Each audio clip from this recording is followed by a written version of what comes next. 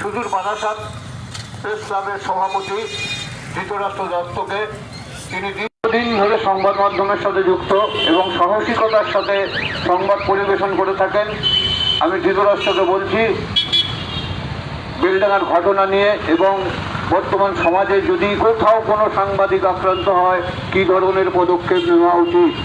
প্রশাসন যদি নীরব থাকে, আমরা কিন্তু নীরব থাকবো না, আমরা কিন্তু জ্বলে উঠব।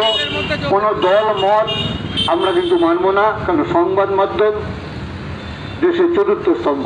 আসুন ধৃতরাষ্ট্র কি বলছে আমরা শুনি।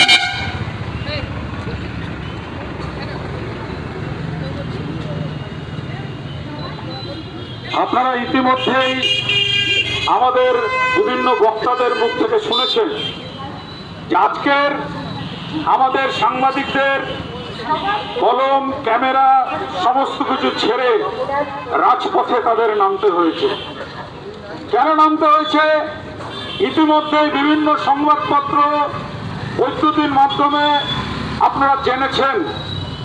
আমরা যে কথাটা আপনাদের সামনে তুলে ধরতে চাই, যে এই বীজপুরের মাটি, হালিশহর, বীজপুর, নৈহাটি, এইখানে কিন্তু দীর্ঘদিন ধরে আমাদের যারা সাংবাদিকতা করছেন তাদেরকে এখানে আমরা দেখতে পাচ্ছি রয়েছেন আমাদের সোনালী, দেবাশিস দা, তারপরে রাজীব, স্বপন দাস, অনেকেই রয়েছেন। কিন্তু আজকে আপনাদের ভাবতে হবে যে আমরা কেন রাজপথে নামলাম। দেখুন, একজন সাংবাদিকের কিন্তু কোনো রাজনৈতিক পরিচয় থাকে না, থাকতে নেই আমি মনে করি। সাংবাদিক মানুষের কাছে শুধুমাত্র তাদের দায়বদ্ধতা রয়েছে সত্য খবর, সত্য কথা মানুষের সামনে তুলে ধরার জন্য। দেখবেন, আমরা যখনই কোনো রাজনৈতিক দলের কোনো লেবেল আমাদের পিঠে লাগিয়ে দেওয়া হয়, কেন লাগিয়ে দেওয়া হয়? আপনি যতদিন ওই রাজনৈতিক দলের হয়ে ভালো প্রচার করবেন ততদিন আপনি তাদের বন্ধু।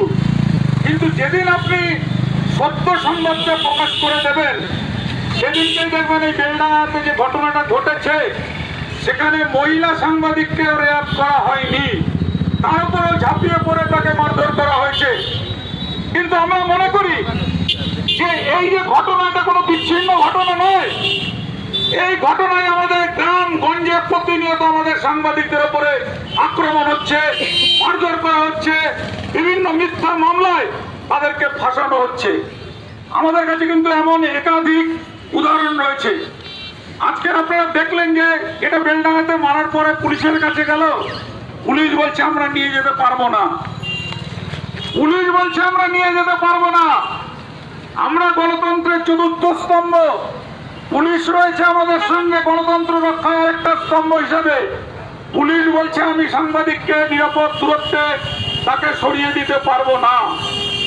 আমরা একটা কথা আপনাদের কাছে মনে করাতে চাই, খুব সম্ভবত ভুল না করলে 1995-96 সালে যখন সোনালীও আমাদের সঙ্গে ছিলেন, আমরা কিন্তু সাংবাদিকদের নামে যে মিথ্যা মামলা করা হয়েছিল, যারা প্রতিষ্ঠিত সংবাদ মাধ্যম যেগুলো রয়েছে সেই সমস্ত সাংবাদিকদের নামে কিন্তু বারাসাত থানায় এফআইআর করা হয়েছিল।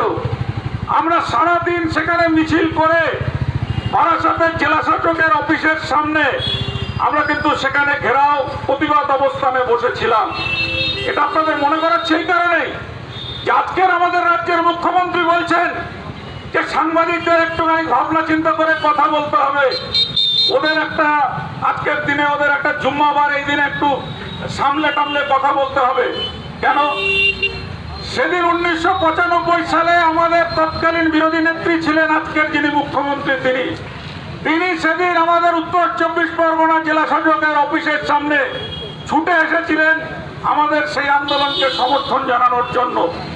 এবং তিনি এও করেছিলেন যে আকাশ মেঘলা ছিল বলে তিনি আমাদের টিনের ছাউনি করে যাতে আমরা আন্দোলনটা চালিয়ে যেতে পারি সেই ব্যবস্থাটা তিনি সেদিনকে করেছিলেন।